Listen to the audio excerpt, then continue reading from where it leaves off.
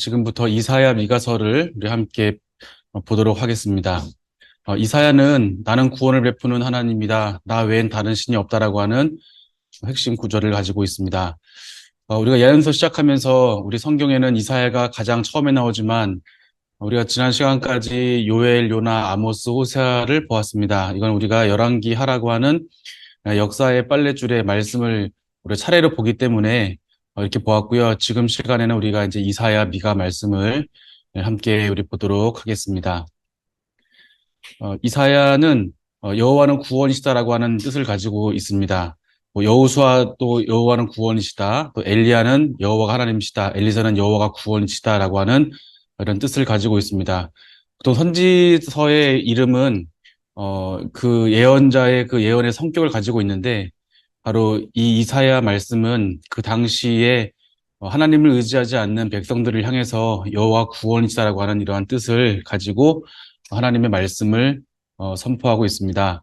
기록자는 이사야고요. 아모스의 아들로 예루살렘에 거주했습니다. 그리고 여선지자와 결혼을 했고요. 두 명의 아들이 있는데 스알 야숲과 마헬살랄 하스바스인데요. 이 스알 야숲 같은 경우에는 남은 자가 돌아올 것이다라는 뜻을 통해서 하나님께서 심판하시지만 그럼에도 불구하고 남은 자는 돌아오게 될 것이라는 것을 말씀해 주고 있고, 또한 마헬살랄 하스바스는 하나님의 심판이 속히 온다는 것을 말씀하시면서 결국 멸망으로 가는 길이 속히 오게 될 것을 말씀을 하십니다. 그리고 이제 이 이사야와 동시대에 사역했던 선지자로는 전 시간에 보았던 아모스, 호세아, 그리고 다음에 볼 미가 선지자가 동시대의 사역자라는 것을 우리가 함께 볼 수 있겠습니다. 이사야 같은 경우에는 이제 기록자가 이제 선지자의 활동 기간이 60년으로 굉장히 긴 시간 동안 활동하기 때문에 그래서 이제 이 이사야 말씀에 대해서 정말 이것을 한 사람 이사야 기록했는가라고 하는 그런 의문점이 있어요. 이제 어떤 분들은 그래서 1장부터 39장까지 또 40장부터 66장까지 문체의 차이가 있다.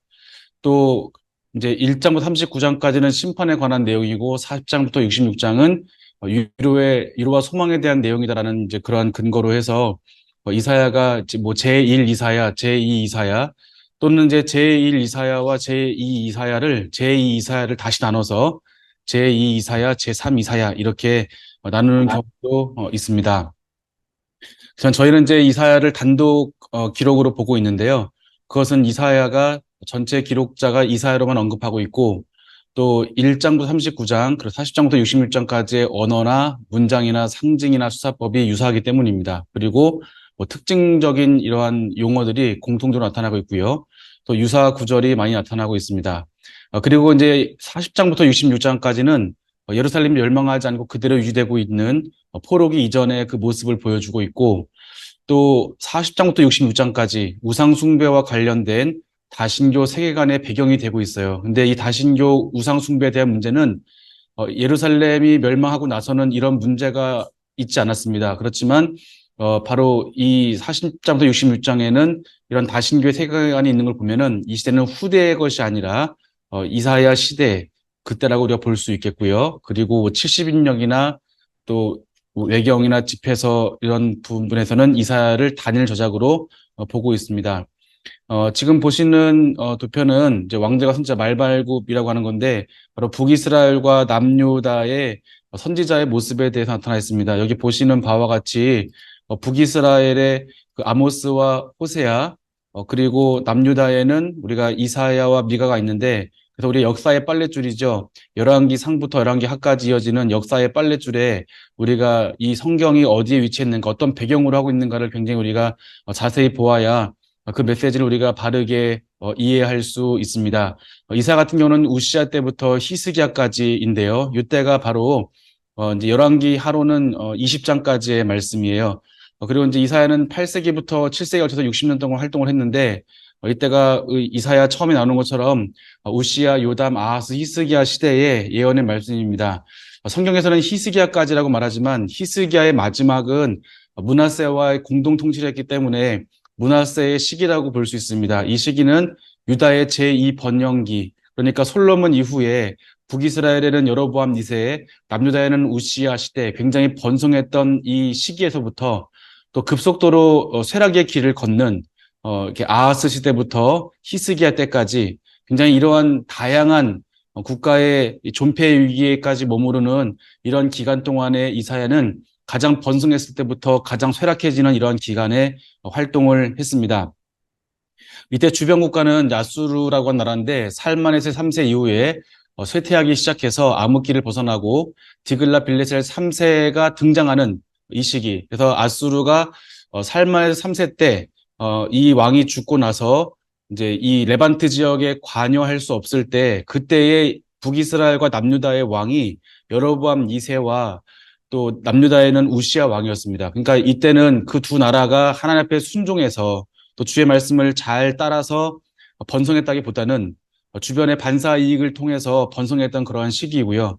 그런데 이 길었던 이 아수르의 침체기 80년이 지나자마자 디글랏빌레셀이 등장하면서부터 이 레반트 지역에 굉장히 어려운 문제들이 생기기 시작합니다. 그리고 디글랏빌레셀 3세부터 이제 제국의 길, 지금까지는 그냥 하나의 도시국가에 불과했다고 한다면, 이제 제국을 형성해서, 또 추후에는 우리가 뭐 바벨론이라든지, 또 페르시아라든지, 뭐, 헬라 제국이라든지, 로마 제국에까지 이 제국에 형성되는 그 시초가 바로 디글랏빌레셀 3세부터 시작하는 그때입니다. 그렇기 때문에 정복전쟁을 통해서 이 나라들을 점령하면서 그 나라의 강함을 또 야수르의 신이 강함을 스스로 증명하는 그러한 시기였습니다.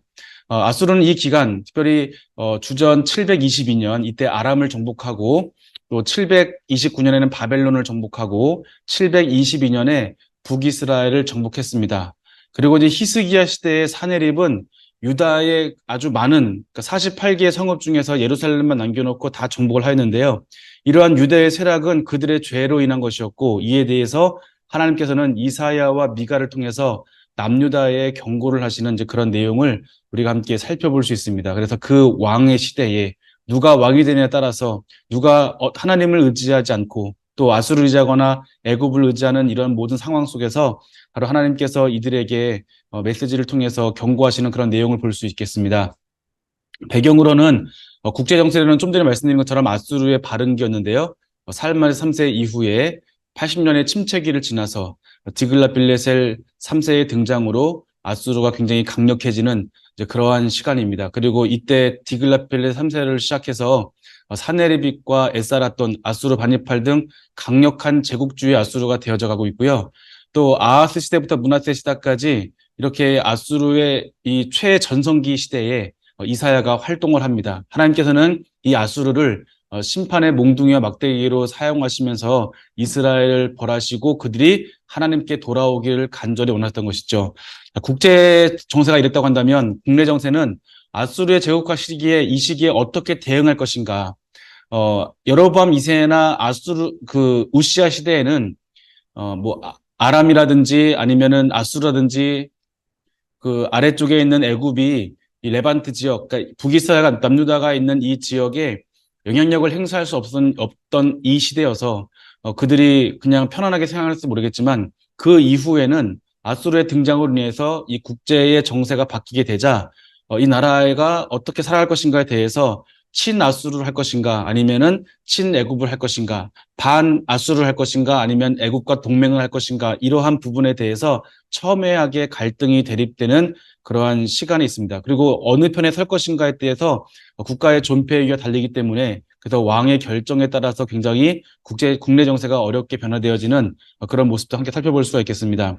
이러한 배경 속에서 이사야는 뭐라 말씀하냐면은 인간적인 세력에 대한 의존을 중단할 것을 촉구하고 오직 하나님만을 알 것을 강조하고 있습니다. 그의 이름과 같이 여호와께서 구원이시라고 하는 거예요. 이 어려운 시대 속에서 아수르가 우리를 구원해 주는 것이나 아니면 애굽이 우리를 구원해 주는 것이 아니라 오직 하나님 여호와 하나님께서 우리의 구원자이심을 말씀하고 있습니다. 이 왕들의 통치 기간과 이사야서 말씀인데요. 우리가 이사야는 굉장히 긴 말씀이지만 시기적으로는 분명하게 나와 있어요. 우리가 내일 아침에 볼 예레미야 같은 경우는 뭐 이렇게 주제별로 모아놨기 때문에 이 나라에 있었던 이 왕들이 뭐 앞에 있다가 뒤에 있다 굉장히 뒤섞여 있는데 주제별로 되어 있기 때문에요. 그렇지만 이 이사야는 연대별로 되어 있기 때문에 성경 굉장히 66장 굉장히 긴 내용이지만 그렇지만 우리가 쉽게 시대를 구분할 수 있습니다. 먼저 1장부터 6장까지는 우리 우시야 시대이고요. 7장부터 19장까지는 아하스 시대입니다.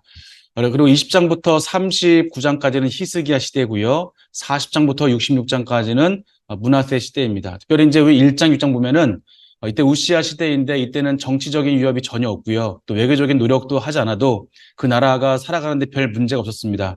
그렇지만 이 우시야가 하나님께 예배를 드리다 자신이 교만해져서 자신이 직접 분향을 하다가 이제 나병에 걸리게 되었고 또 이렇게 별궁에 갇히는 이런 일을 통해서 정말로 하나님 앞에 신실하게 서야 할 그때에 스스로 교만해져서 이 실패한 종교 개혁. 그래서 이 선한 왕으로 구분되긴 하지만 끝에 실패한 종교 개혁자로 남게 되었습니다. 솔로몬 이후에 가장 번성했던 시기이고요. 아하스 시대에는 정치적인 위협은 북이스라엘과 아람이었어요. 붙어 있는 북이스라엘과 아람. 그리고 이 북이스라엘과 아람은 아수르와 맞서서 이 반아수르 동맹을 형성하는 그런 국가였는데 이 북이스라엘과 아람과 반대 노선을 타면서 아수르와 손잡게 되었고 이것을 빌미로 북이스라엘 멸망과 아람의 멸망과 그리고 이제 이 유다에까지 아수르로부터 이 복속되어지는 이런 관계 속에 있다는 것을 살펴볼 수 있고요.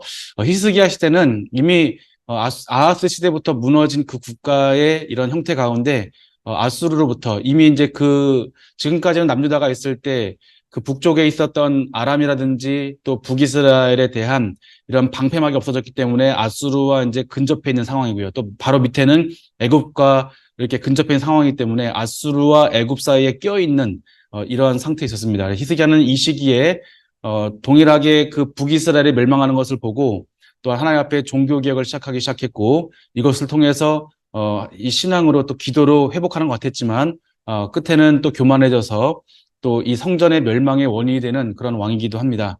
악수르에 복속되어 후계는 독립을 했었지만 이제 그 교만함이 문제가 되었었고요.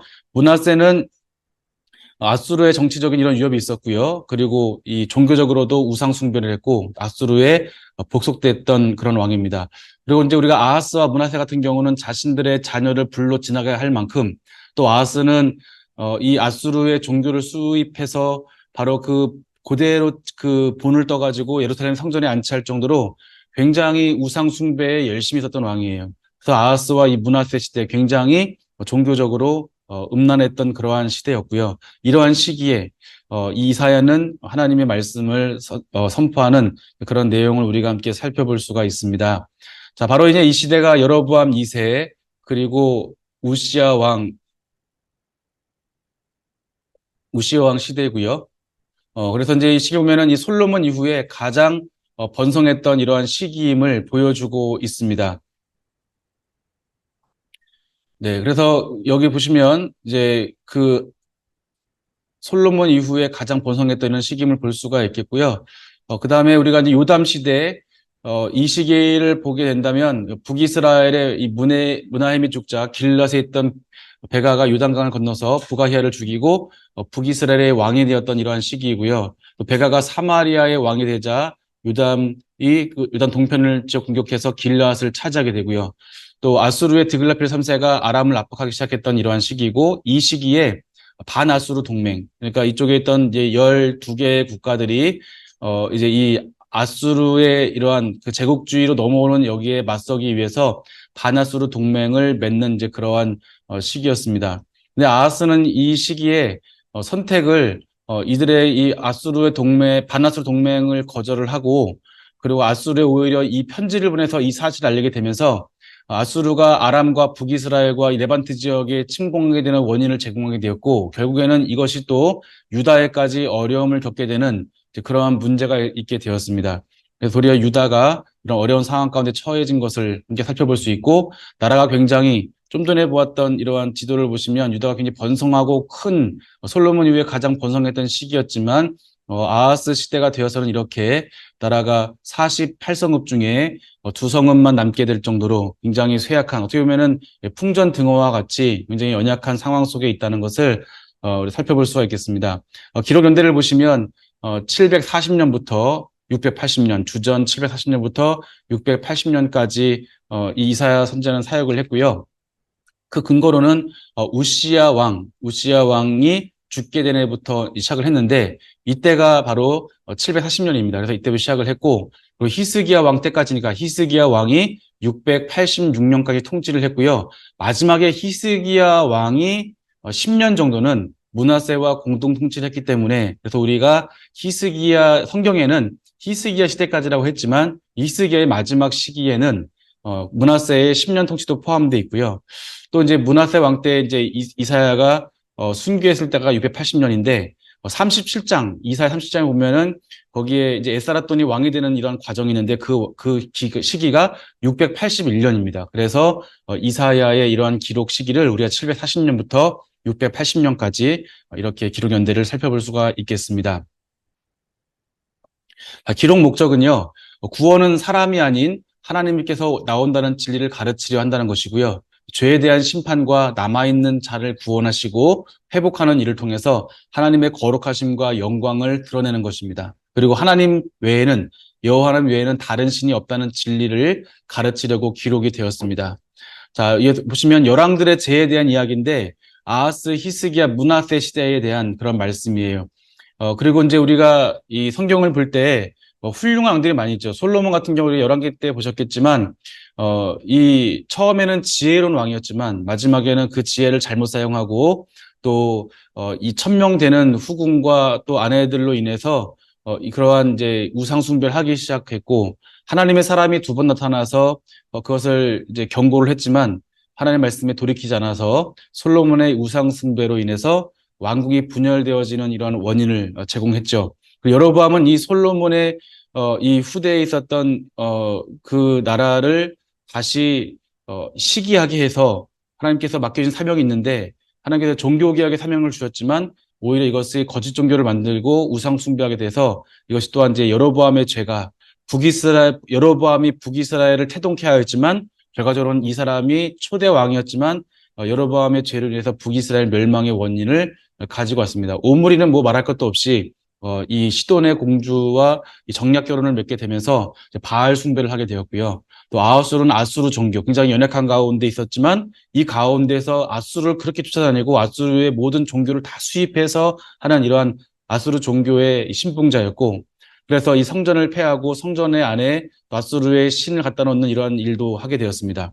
히스기야도 하나님 말씀에 잘 순종했지만 또 기도하고 또 기도의 능력을 기도의 은혜를 두 번이나 경험했지만 교만해져서 성전 멸망의 원인 다 바벨론으로 옮겨질 것이라고 하는 성전 멸망의 원인을 히스기야가 경고를 받았습니다. 그리고 므낫세는 아수르 종교와 함께 므낫세의 죄악으로 인해서 남유다의 멸망 원인을 볼 수 있겠고요. 또 히스기야도 우상 숭배 바벨론 종교와 함께 또 남유다의 멸망. 우리는 이 시기에 아하스, 히스기야, 므낫세 이 시기에 아수르에 둘러싸여 있는 이러한 가운데 히스기야를 통한 또 이런 성전 멸망의 원인과 남유다 멸망의 원인의 내용을 우리가 함께 살펴볼 수가 있겠습니다. 첫 절과 끝절 보시면 유다 왕 우시야와 요담과 아하스와 히스기야 시대에 아모스 아들 이사야가 유다와 예루살렘에 관하여 본 계시라. 그래서 바로 이제 이 시기의 배경이 우시야, 요담, 아하스, 히스기야. 우리가 아까 본 것처럼 히스기야의 마지막 연대와 이 므낫세가 10년 겹친다 그랬고요. 그리고 37장에 나와 있는 그 에스라돈의 등극이 681년이기 때문에 요 시기에 또 므낫세 시대이기 때문에 저희는 이걸 볼 때 므낫세 시도까지 좀 이렇게 넓게 볼 수 있겠습니다. 그리고 끝절 보시면 그들이 나가서 내게 패역한 자들의 시체를 볼 것이라 그 벌레가 죽지 아니하며 그 불이 꺼지지 아니하며 모든 혈육에게 가증함이 되리라는 그런 말씀으로 끝을 맺고 있습니다. 전체 보기를 보시면 이사야는 전체 66장입니다. 그래서 뭐 혹자는 말하기를 성경은 66권, 이사야는 66장, 이래서 이 이사야는 성경의 요약본이다 이렇게 말하는 분도 있고 또 공교롭게도 1장부터 39장까지는 주로 이 심판과 경고에 대한 메시지이고 40장부터 60장까지는 구원과 뭐 소망과 회복에 대한 메시지이기 때문에 그래서 39장까지는 구약의 요약이고 또 40장부터 60장까지는 27장으로서 신약에 대한 이런 권수와 또 일치하기 때문에 이렇게 말하는 경우가 있는데 그거는 이제 그냥 사람이 만든 말이죠. 근데 우리가 이제 이걸 볼 때 우리가 전체 크게 볼 때는 하나님의 심판과 회복에 대한 예언이 1장부터 35장까지 있고요. 그리고 성전 예언이 36장부터 39장까지 있습니다. 그리고 3부에는 하나님의 구원과 소망에 대한 예언이 있어요. 그런데 무조건 이 전반부에는 무조건 심판에 대한 내용만 있는 것이 아니라 여기에도 심판과 회복이 있고요. 또 마지막 40장부터 66장 안에서도 27장 안에서도 하나님의 심판에 대한 경고 메시지가 분명히 있어요. 그래서 그렇게 나누기보다는 우리가 이것을 주제로 볼 때에 하나님의 심판과 회복에 대한 예언을 통해서 남유다 심판과 이사야 소명, 남유다의 심판과 메시아 왕국에 대한 약속과 열방에 대한 경고와 함께 주의 날에 있을 이러한 심판에 대해서 우리 전반부 일부 크게 보기 첫 번째 기준에서 말씀하고 있고, 두 번째는 이제 36장부터 39장인데 이때는 열왕기 하에 있는 18장부터 20장까지와 내용이 중복이 되어져요. 근데 이것이 왜 열왕기 내용을 그대로 차용했을까 살펴본다 된다면 바로 여기에 성전에 대한 예언이 있어요. 히스기야가 하나님 앞에 15년 동안 생명을 연장받고 바벨론의 무로다발라단이 와서 축하 인사를 하러 왔을 때, 문병을 왔을 때 그때 하나님의 이름을 선포하거나 여호와께서 하나님이시다는 것을 말하는 것이 아니라 스스로 교만해졌기 때문에 이것으로 인해서 성전 멸망의 예언, 너희들의 모든 기물들이 다 바벨론으로 옮겨질 것이라고 하는 그러한 예언을 듣게 되었죠. 그래서 성전 멸망의 원인이 되는 걸 볼 수 있겠고요. 40장부터 66장까지는 구원과 소망에 대한 메시지고, 특별히 40장부터 60장까지는 배경이 이제 므낫세에 대한 말씀이에요. 그러니까 이 굉장히 구원에 대한 소망과 회복에 대한 말씀이 므낫세, 어떻게 보면은 남유다 가운데 가장 악한 왕이 므낫세인데, 이 므낫세 왕이 통치할 때에 하나님께서는 구원에 대한 소망과 회복에 대한 예언의 메시지를 가장 많이 말씀하시는 하나님의 그 애타는 마음과 또 이스라엘이 회복하고 돌아오기를 바라시는 하나님의 마음이 있다는 것을 우리가 함께 살펴볼 수가 있습니다. 다시 한번 이 앞부분을 보시면 이사야의 소명기사는 6장에 있는데요. 이 6장에 보통 예언서는 처음에 나오는데 이사야는 6장에 있어요. 근데 왜 6장에 나오고 보면은 1장부터 5장까지의 이런 죄악에 대한 죄를 고발하고 나서 우시아가 죽던 해에 그 이사야가 하나님 앞에 부르심을 받습니다. 그러니까 이러한 죄악 가운데 우시아 시대의 죄악으로 인해서 이사야가 부름받는 그런 말씀인 것을 볼 수 있겠고요. 그리고 이 아하스는 7장부터 19장까지가 아하스예요. 그래서 이 아하스와 히스기야는 20장부터 39장까지인데 요 시기에 이 주제별로 보면 열방에 대한 경고가 나와 있습니다. 근데 열방에 대한 경고가 나라가 13장부터 23장까지 겹치는 경우가 있어요. 그래서 왜 했던 말을 또 하는가, 왜 한 번 하지 않고 또 하는가라고 볼 수 있겠지만, 분명히 13장부터 19장까지는 이때가 아하스 시대에 대한 말씀이었고, 그리고 20장부터 23장까지는 히스기야가 통치할 때의 그런 배경이었기 때문에 배경이 전혀 다른 상황 속에서 열방에 대한 경고가 주어진다고 여러분이 살펴보시면 되겠습니다. 네, 이제 이어서 이제 처음 이제 작게 보기 남유다의 심판과 이사야의 소명에 대해서 이제 함께 볼 텐데요. 이사야 이 소명 부분이 1장부터 6장까지로 있습니다. 그리고 이 시대는 우시아 왕이 죽던 주전 740년입니다. 즉 우시아 왕 때의 죄로 인해서 이사야가 소명을 받았던 겁니다. 이러한 특징은 이사야 소명 기사가 1장에 5장과 6장에 오는 것을 알 수 있는데요. 일반적으로 예언자의 소명은 1장에 나오지만 이사야만 6장에 나오고 있어요. 이것은 이스라엘의 이 죄가, 유다의 죄가 얼마나 큰지를 하나님께서 보시면서 예언자를 찾으시고 이 소명을 주시는 그 말씀이라고 하는 것입니다. 그럼 우시아 시대의 유다의 죄악은 무엇이고 하나님의 심판은 무엇일까요? 그것이 1장부터 5장까지인데, 우시아 왕이 스스로 교만해져서 하나님의 성전에 들어가서 분향을 하려다가 하나님의 치신받아서 나병에 걸리게 되죠.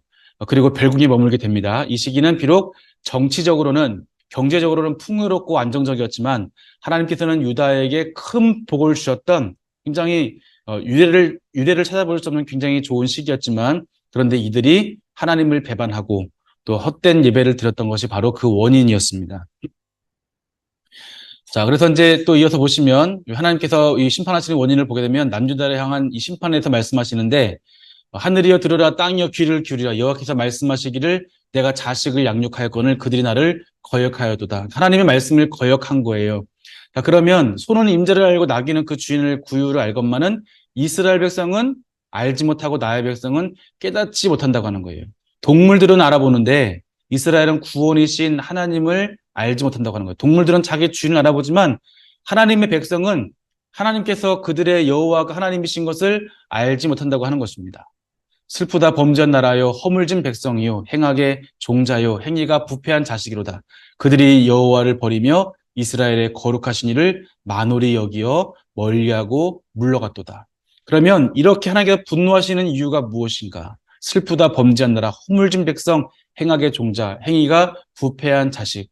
이걸 보면은 우리가 아무래도 이사야가 이걸 이렇게 말씀했을 때 우리가 이해하기로는 그러면 이스라엘이 굉장히 큰 우상 숭배에서 그랬겠구나라고 생각을 할 수 있을 거예요. 근데 이어서 보시면 이들의 죄악을 통해 볼 때 이들이 소돔과 같고 고모라 같다고 하는 겁니다.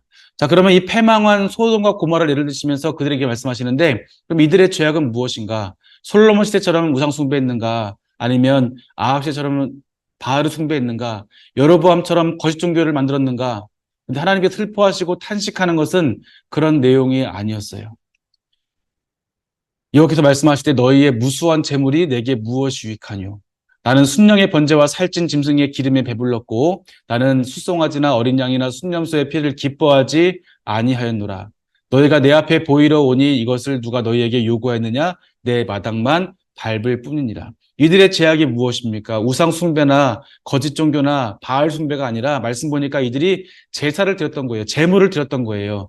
그 기름을 하나님께 드렸었고 또 피를 하나님께 드렸던 이들의 모습이 있어요. 그러니까 레위기 말씀 보면 하나님과의 우리의 언약인데 레위기에 가장 먼저 등장하는 것이 바로 제사법입니다. 그러니까 출애굽의 목적도 내 백성을 보내라 내 백성이 나를 섬길 것이니라 라고 하는 말씀이었습니다. 그러니까 하나님께서는 율법을 제정하실 때 하나님과의 관계를 가장 중요하게 여기신 것이 바로 제사예요. 죄인인 우리가 하나님 만날 수 있는 유일한 통로가 예배이기 때문에 하나님의 긍휼하심 가운데 우리가 하나님 만날 수 없지만 죄인인 우리가 거룩하신 하나님 만날 수 없지만 하나님의 은혜 가운데 예배를 통하여 우리가 하나님을 만날 수 있고 회복할 수 있는 그런 기회를 주셨다고 하는 것이죠. 그런데 이스라엘 유다가 이것을 잘 했어요. 오늘 말씀 보니까 이 제물을 드렸고 번제를 드렸고 또 짐승의 기름에 배불렀고 또 이 순념소의 피를 하나님께 드렸어요. 그렇지만 이것을 하나님께서는 기뻐하시지 않는다고 말씀하시는 겁니다. 왜 기뻐하지 않았을까? 그들이 왔던 것은 하나님에 대한 이 마음 없이 마당만 밟고 또 사랑 없는 예사, 하나님을 알지 못하고 드리는 번제, 이것을 하나님께서 싫어하신다고 말씀하시는 겁니다. 헛된 제물을 가져오려고 말씀하셔요. 분향은 내가 가증 여기는 것. 하나님께서 기뻐하시는 그 예배, 그 향을 받으시는데 그것을 가증 여기신다는 거예요.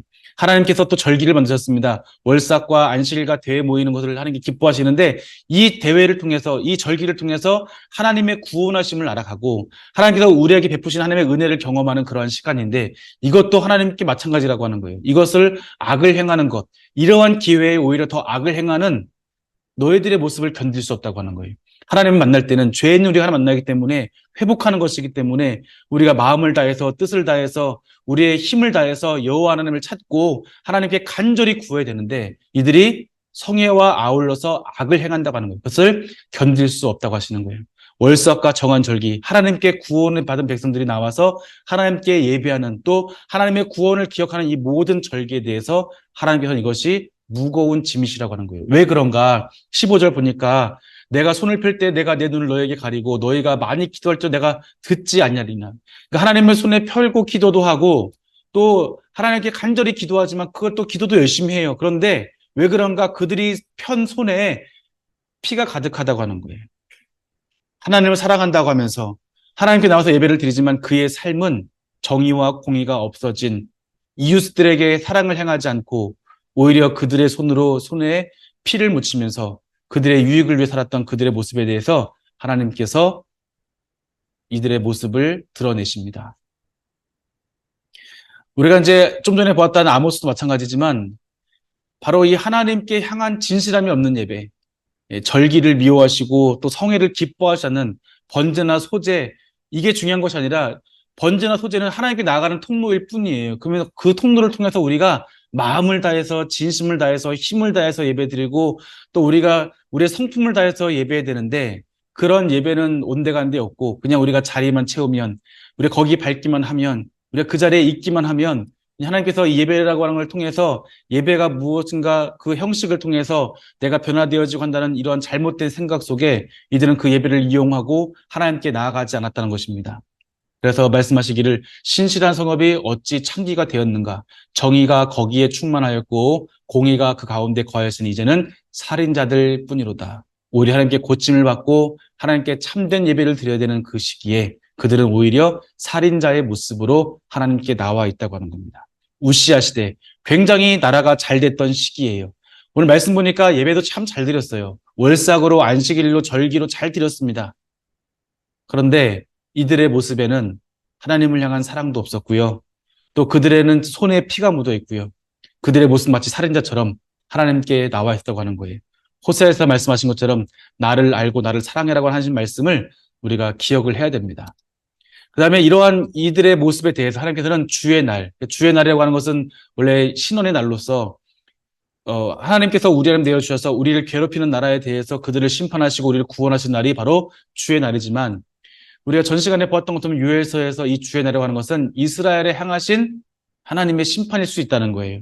그래서 이 주의 날이 여호와께서 이스라엘을 위해서 신원해 준 날이 아니라 오히려 이것이 그들의 이 승리가 아니라 그들이 역으로 심판을 당하는 이 일들에 대해서 말씀을 하셔요. 남유다가 심판당할 수밖에 없는 이유는 개인적으로도 부패한 자녀였고 공동체적으로도 반역하는 성읍이었고 소출이 없는 포도원과 같이 결실이 없기 때문에 하나님을 사랑하지 않고 하나님을 알려고 하지도 않는 이러한 죄악에 대해서 하나님께서는 이들의 형식적인 예배 때문인 것을 말씀해 주셔요. 그래서 이들의 모습을 포도원으로 비유하십니다.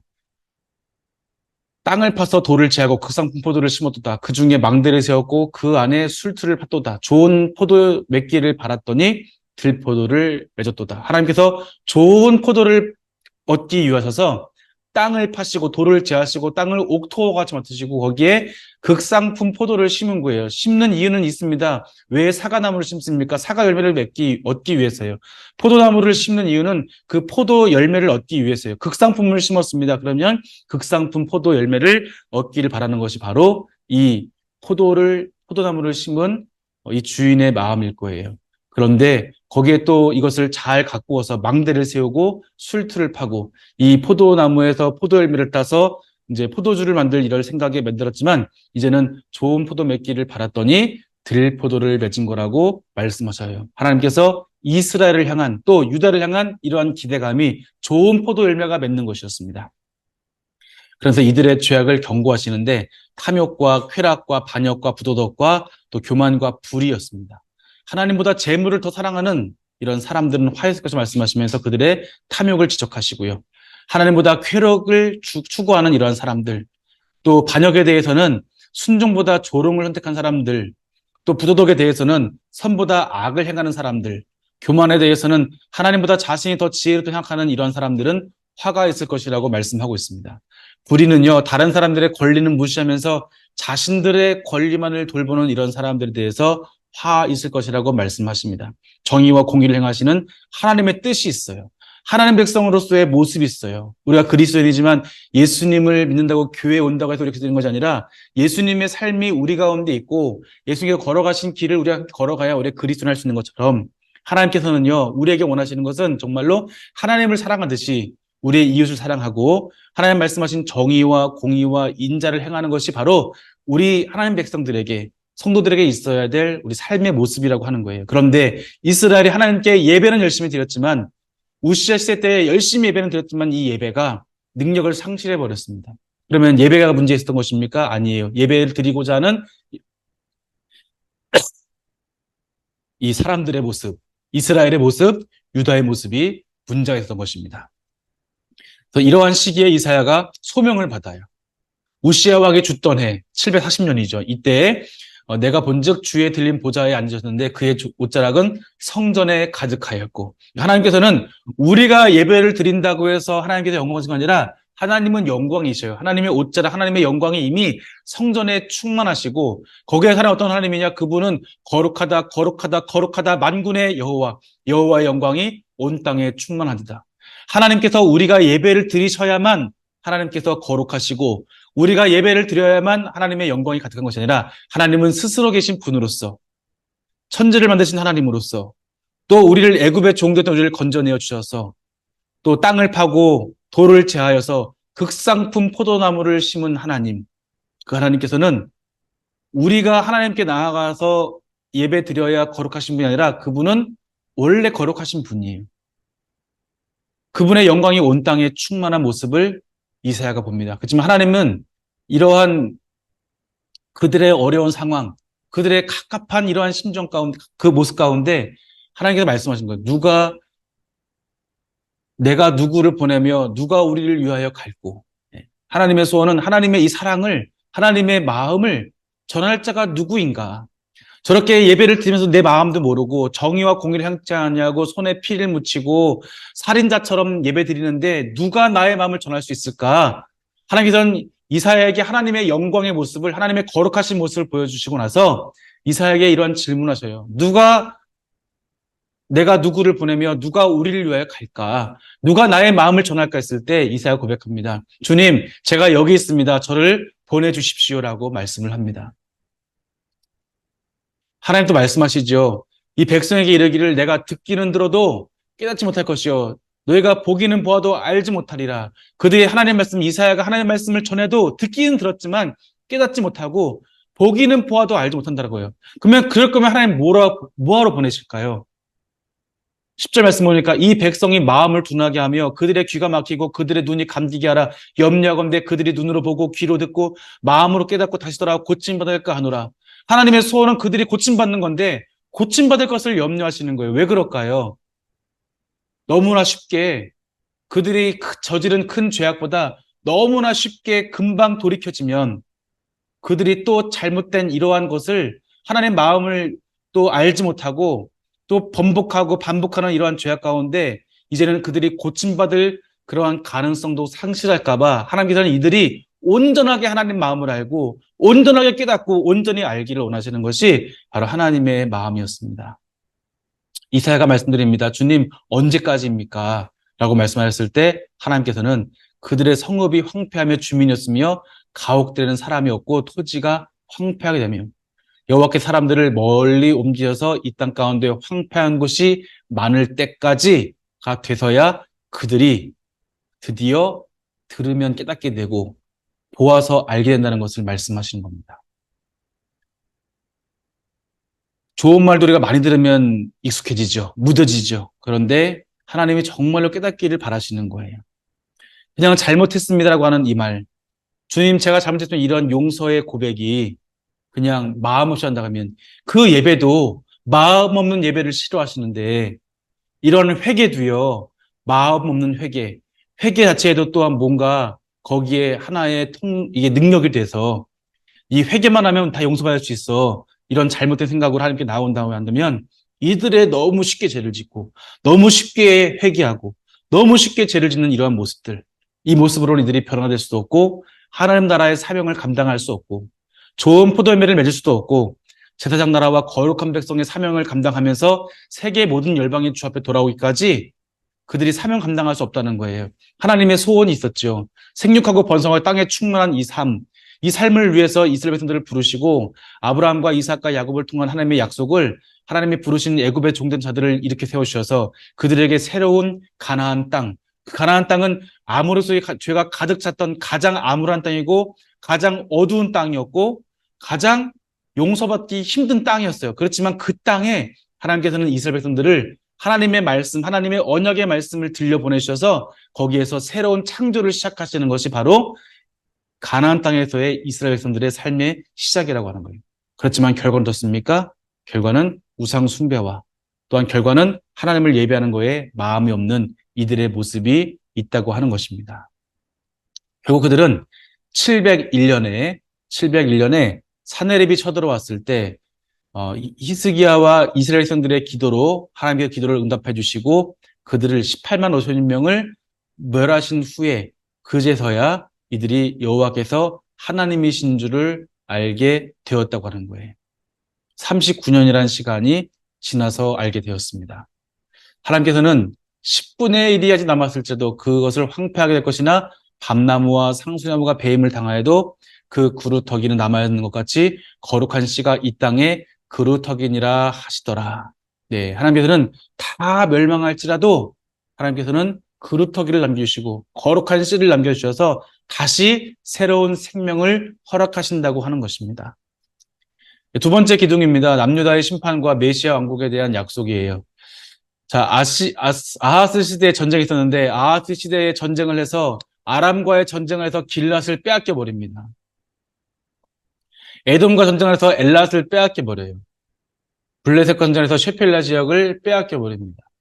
북이스라엘 전쟁에서 예루살렘을 공격당해서 많은 사람들이 포로로 끌려가게 돼요. 그런데 이 북이스라엘의 왕이 선지자의 말을 듣고 다시 돌려보내주죠. 바로 이제 이러한 시기, 이제 아하스 시기에 이제 이 말씀을 볼 수가 있는데요. 자, 이제 다 빼앗겼어요. 여기 해안길이죠, 해안길. 해안길, 그래서 여기 무역로라서 굉장히 원래 유다가 차지했던 그런 중요한 무역로였고, 또 여기는 왕의 대로죠, 왕의 대로. 그런데 왕의 대로도 지금 다 빼앗겨서 굉장히 연약한 상태가 되어버린 거예요. 지금까지는 이것이 유다의 땅일 때는 여기를 지나가는 상인들에게 또 이렇게 세금 받아서 나라가 부유할 수 있었지만, 이제는 이걸 잃게 되어서 오히려 다른 나라들에게 조공을 내는, 세금을 내는 이런 상황이 되었습니다. 부를 쌓은 것, 우시아 시대와 여로보암 시대 때 쌓았던 그 모든 거대한 솔로몬 이후에 가장 부강했던 그들의 모습은 하루아침에 이렇게 폭삭 주저앉게 되었습니다. 자, 바로 이때가 이제 우시아 왕이 죽던 해 740년에 이러한 이제 모습들이 나타나기 시작을 했는데, 자, 이때 이제 우리가 말씀을 보겠습니다. 아수르에 의한 북이스라엘 멸망과 두 징조예요. 아하스. 아하스는 이렇게 하나님의 말씀에 순종하지 않고, 지금 이러한 그 하나님을 의지하지 않고 여호와의 구원이심을 의지하지 않고, 지금 이 시기에 이 12개 나라들이 연합을 해서 아수르 반입할의 등장으로 인해서 지금 이 서쪽에 있는 자들이 북에서 내려오는 이 시기에 반아수르 동맹을 해서 유다도 함께해서 아수르를 몰아내자 이렇게 얘기했는데, 유다가 여기에 대해서 거부를 하죠. 네, 거부를 하고, 그리고 이 나라들이 여기 쳐들어오게 되는 거죠. 근데 이러한 것을 두려워서 유다가 아수르에게 이 편지를 보내서 이 사실을 전하게 되었고, 이것 때문에 아수르가 이제 서진을 하죠, 서진. 그래서 아람, 북이스라엘 여기 있는 두로와 시돈부터 해가지고 모든 나라들에서 다 정복을 하기 시작해요. 그러다 보니까 732년에 아람이 멸망하고 722년에 북이스라엘이 멸망을 합니다. 그러니까 지금까지는 유다 위에 있는 이스라엘, 그 위에 있는 아람이 그러면 아수르에 대한 방패막이었는데, 이제까지는 방패막이지만 이제는 아수르가 근접해 있는 이런 상황 속에서 정말로 이 아하스는 풍전등화와 같이 711년에는 지금 이 터갑까지 나와서 지금 이 유다에는 굉장히 작은, 아하스가 굉장히 큰 왕이 아니라 굉장히 어떻게 보면 풍전등화 같은 그러한 작은 나라로 지금 전락했다는 것을 볼 수가 있습니다. 자, 이러한 시대예요. 이러한 시대에 하나님의 말씀 보시면 한결같이 야, 아수르의 반동맹을 해라, 아니면 아수르와 손을 잡아라, 이런 것이 아니라 그 어느 나라도 손붙잡지 말고 오직 여호와 하나님을 의지하라고 하는 것, 하나님께서 너희를 구원하실 거야 하는 것, 여호와께서 구원이시라고 하는 것을 분명히 말씀하지만 이 아하스는 듣지를 않습니다. 그래서 아수르에 대한 북이스라엘 멸망의 이 두 징조인데요. 자, 그래서 여기서 무엇을 말씀하시면 아수르지 말고 하나님을 의지해라 말씀하시죠. 그래서 이제 우리가 이 7장, 9장, 11장에 메시아 예언이 있어요. 사실은 이때는 예수님을 이제 염두에 두고 이런 예언한 것은 아니겠지만, 마태복음에서는 이 세 가지 예언을 다 이제 차용을 하죠. 그러면서 이것이 지금 예수 그리스도를 통해서 성취가 되었다는 것을 말씀을 해요. 그런데 여기서는 바로 이러한 메시아 예언, 이사야가 하나님의 영감 받아서 이러한 메시아 예언을 하게 되면서 바로 이 아하스에게 너가 구원이신 하나님을 의지해라, 여호와께서 구원이시다, 하나님을 믿고 의지하라라고 하는 이런 말씀에 대해서 세 가지 징조를 주셔요. 그것이 무엇이냐? 바로 메시아 예언이에요.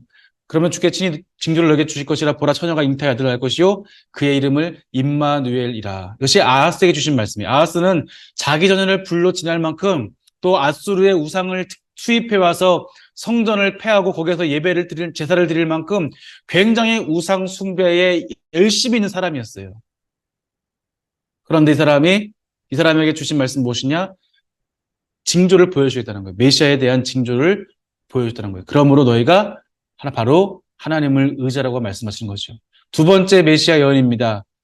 이는 하나님께 우리에게 낳고 그 아들을 우리에게 주신 바 되었는데 그 어깨는 정사를 메었고 그의 이름은 기묘자라 모사로는 하나님이라 영존하신 아버지라 평강의 왕이라 할 것이라.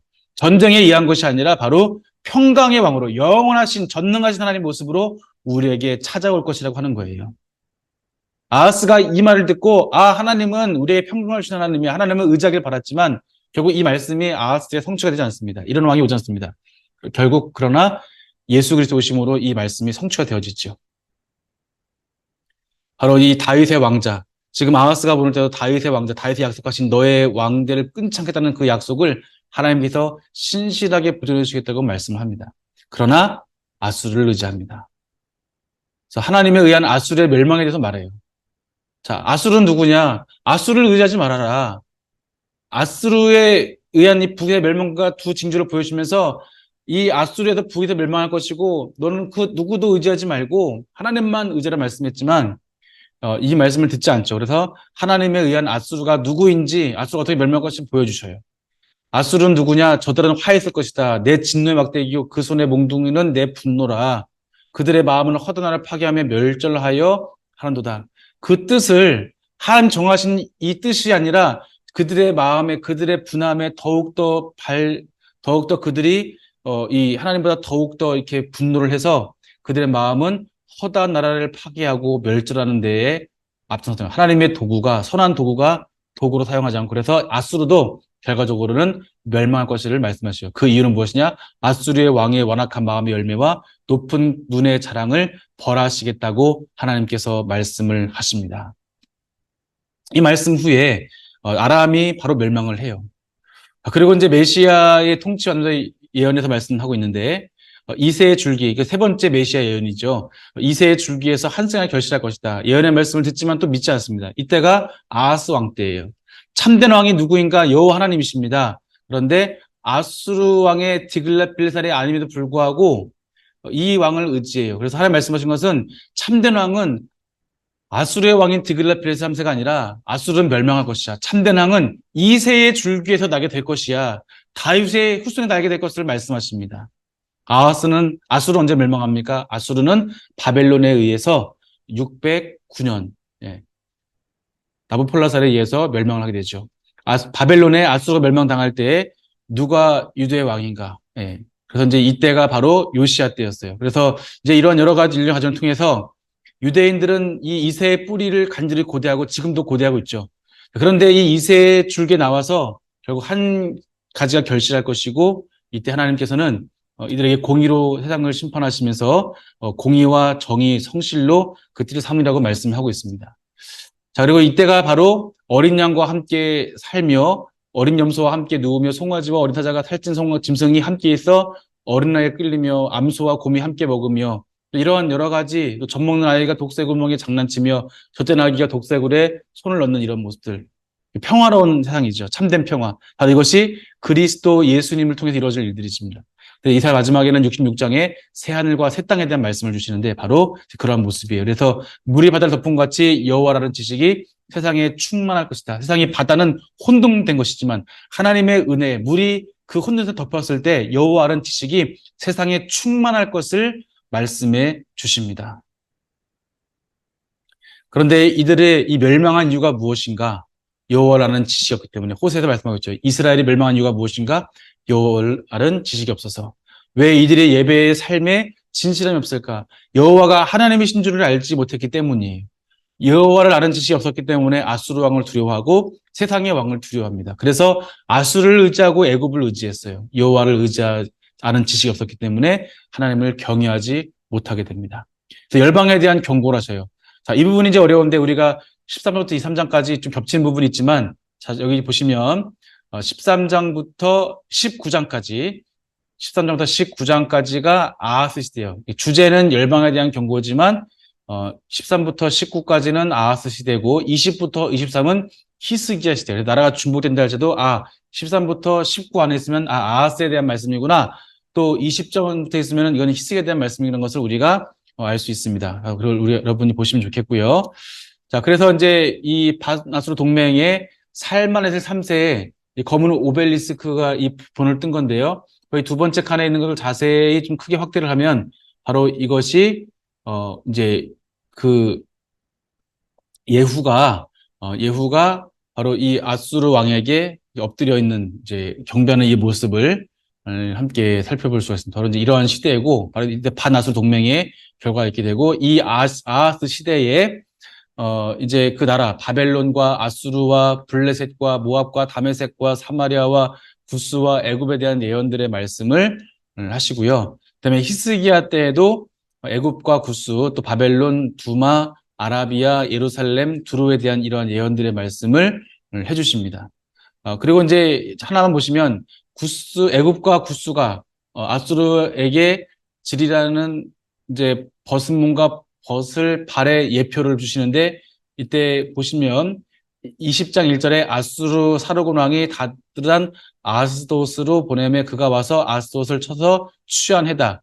이제 블레셋의 수도가 5개가 있는데 가사, 아스글론, 아스돗, 또 에그론, 가드가 있는데 이 중에 아스돗을 취하네. 그러니까 블레셋을 점령한 이러한 이때예요. 그러니까 이때가 711년입니다. 그러니까 아하스 시대에 이미 야스루의 이 사르곤 왕이 와서 여기를 점령할 때 지금 이미 그 732년에 그 아람은 멸망하고 720년에 북이스라엘 멸망하고 711년에 이제 그 여기에 와 있을 때 그때 바로 유대 산지 바로 아래 아수르가 찾아온 이러한 상황을 히스기야 시대죠. 히스기야 시대 때 보여주고 있습니다. 히스기야가 이제 이때 사역했으니까요. 자, 그래서 나중에는 이제 주의 날에 있을 심판과 회복의 말씀을 24장부터 35장까지 말씀해 주고 있습니다. 하나님을 의지하지 못하는 세력들이 있고 주의 날에 하나님의 심판을 받게 될 것을 말씀하십니다. 이 심판 예언이 점진적으로 나타나는데 유다에 대한 심판, 그 다음에 주변 나라의 심판, 그리고 주의 날의 심판에 대해서 주님의 심판의 예언이 이중적으로 나타난 것을 볼 수 있겠고요. 먼저 하나님께서 하나님의 백성, 그의 나라를 심판한 것에 관한 것이면서 또한 세상의 마지막 날에 있을 최후 종말을 의미한다고 볼 수가 있습니다. 자, 그날이 있는데 이 그날이 유엘 이후부터는 그날, 주의 날, 여호와의 날, 이 날이 바로 하나님의 심판에 대한 그런 말씀이고요. 이때 하나님의 5가지 경고가 있어요. 아까 우리가 5장에서는 화해술정하시면서 6가지 이런 죄에 대해서 경고를 했는데 이번에는 5가지 죄에 대해서 경고를 하십니다. 우시아 때에는 탐욕에 대한 말씀 많았는데 또 정의를 행하지 않는 것에 말씀 많았는데 히스기야 때는 시대가 바뀌었고 경제는 어려워졌고 국가적으로 위기가 큰 이 시기에 이제 5가지 경고를 말씀해 주십니다. 사마리아와 예루살렘의 교만에 대한 부분들. 그 말씀 보시면 정의를 측량주 삼고 공의를 저울추 삼는다. 이런 말씀을 통해서 이제 아모스 말씀한 것처럼 오직 정의를 물같이 공의를 마르지 않는 강같이 흐르게 할지다 이런 말씀처럼 이 백성들이 정의와 공의가 지금 사라진 이 상태에 대해서 고발하고 있습니다. 그다음에 아리엘 예루살렘의 종교적 가식과 속임수에 대한 것들, 그들의 가식에 대해서 말씀하십니다. 입술로는 나를 공경하나 그들의 마음은 내게서 멀도다. 겉과 속이 다르다고 하는 거예요. 회칠한 무덤같이 외식하는 자들이라고 하는 거죠. 마음이 없어. 그렇지만 입술은 예배해요. 아까 마당만 밟는 것처럼 그들의 마음 가운데 하나님을 향한 경외함이 없습니다. 그래서 하나님을 경외함이 사람의 계명을 할 뿐이었고 사람의 가르침 받지만 우러나서 하나님을 사랑하는 경외함이 없다고 하는 거예요. 하나님은 형식적인 것을 원하지 않습니다. 하나님은 인애를 원하고 제사를 원치 않냐며 번제보다 하나님을 아는 것을 원하노라고 우리가 호세아 말씀에서 살펴보았습니다. 하나님을 하는 사랑도 없고 맹목적인 율법은 없고 그것도 무엇인가 그 율법 자체의 의미를 둬서 그 율법만 지키면 내가 괜찮은 사람이라는 것, 내가 종교적이라고 하는 것, 내가 구원받다고 하는 이런 잘못된 생각에 이들의 교만함을 여기서 지적을 하십니다. 율법의 문제가 아니라 율법 행위만 하는 것, 그 사람들의 삶의 문제가 있었다고 하는 거예요. 예수님 말씀하신 바리새인과 서기관들 지적하신 것은 그들이 하나님을 사랑한다고는 하지만 하나님을 사랑하지도 않고 모세의 율법도 모른다는 것을 예수님께서 지적을 해주셨어요. 그 다음에 애굽에 대한 애굽 동맹에 대한 경고입니다.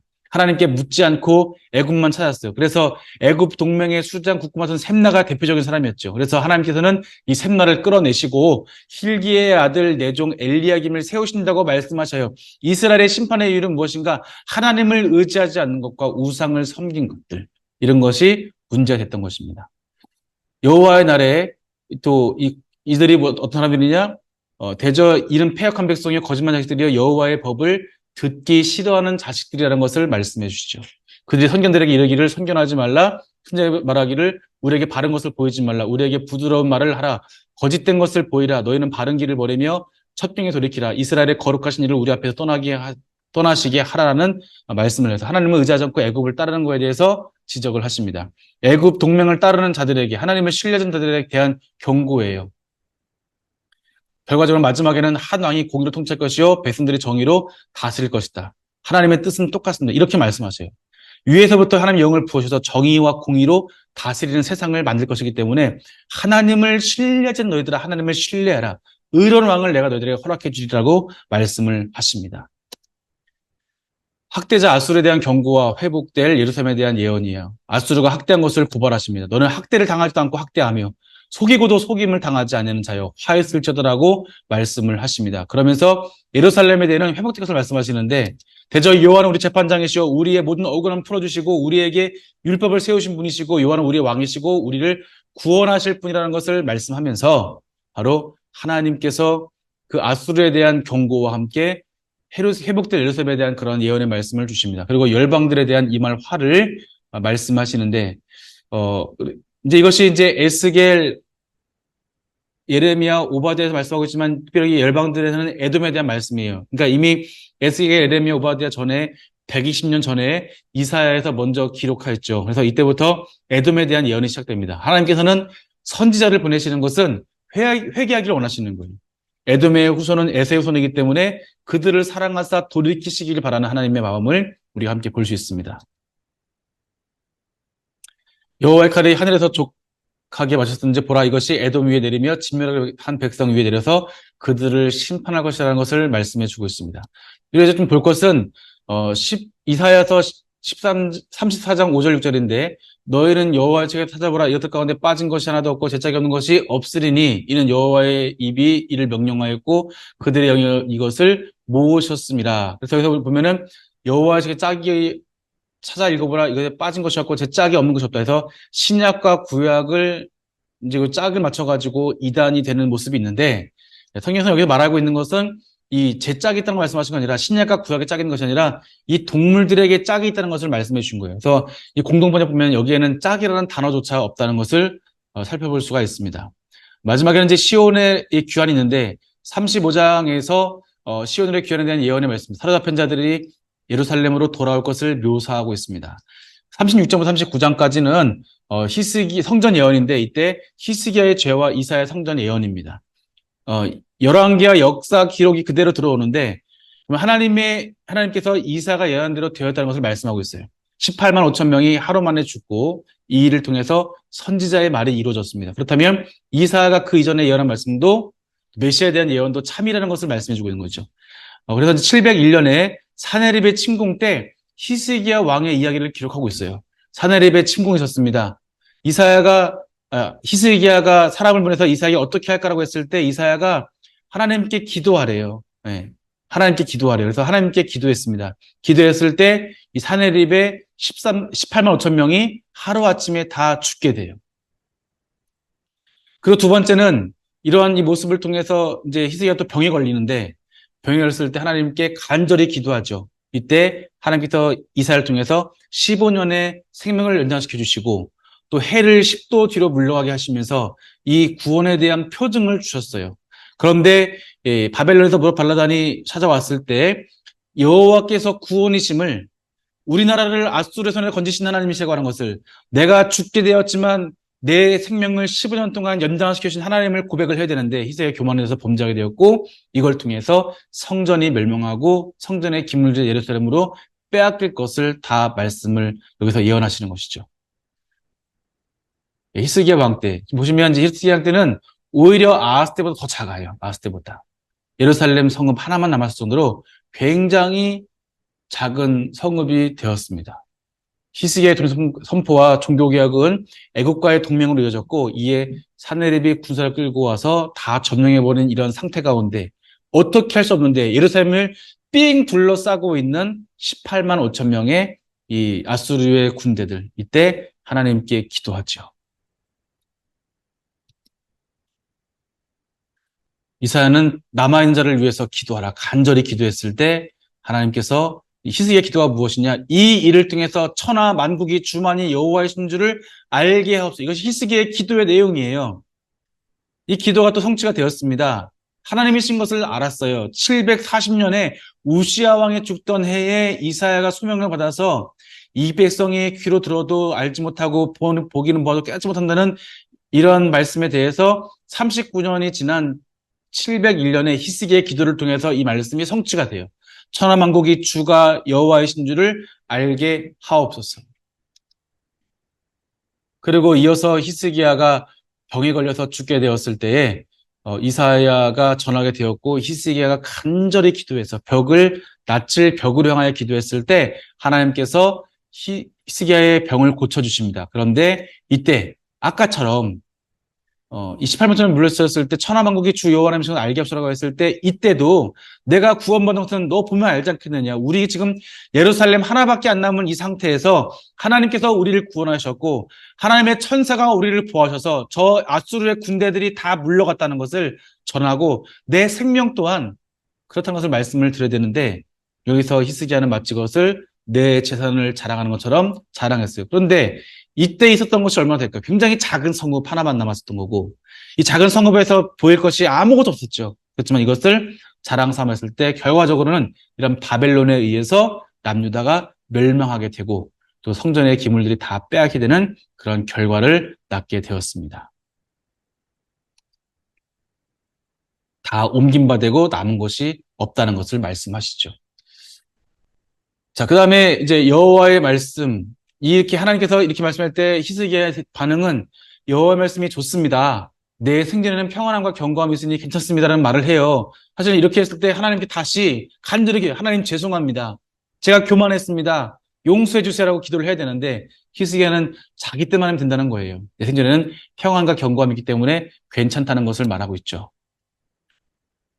결국 이 교만이 멸망의 원인이 됩니다. 그에 말리는 10년 동안 유배를 당하게 되고 이때 므낫세에 의해서 통치가 됩니다. 므낫세의 대리 통치가 되게 됐고 므낫세는 아버지 히스기를 닮지 않고 그의 할아버지 아하스를 닮아서 다시 아수르의 종교를 수입하고 우상 숭배를 하게 됩니다. 3부에서는 멸망당할 수밖에 없는 이제 이스라엘에게 그들의 구원과 소망이 어디에 두어야 할 것인지 자세히 기록합니다. 영원하신 하나님 여호와 땅끝까지 창조하신 분 말고 다른 어떤 것을 의지하는 것은 어리석은 짓이며 멸망의 기름을 말씀하고 있습니다. 오직 메시아 되신 하나님만이 회복될 수 있는 유일한 기름을 제시하고 있고요. 하나님만큼 의로운 존재도 없고 하나님만큼 사랑의 마음을 가진 자도 없다는 그 어떤 존재도 없다는 것을 말씀하고 있습니다. 이스라엘이 비록 거짓과 우상에 사로잡혀 있을지라도 그들을 사랑하시는 하나님에 대하여 선포합니다. 더 나아가 오실 메시아에 대한 소망을 선포하고 있습니다. 먼저 이 포로 귀환 및 구원에 대한 약속입니다. 이스라엘 향한 하나님의 소원인 이 선포인데요. 2절 말씀 보시면 너희는 예루살렘의 마음에 닿도록 말하며 그것에 외치라.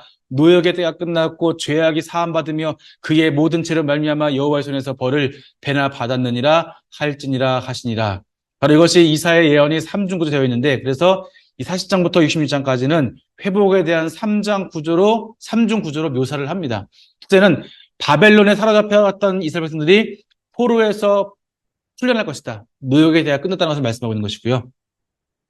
둘째는 죄악이 사함받았다는 거예요.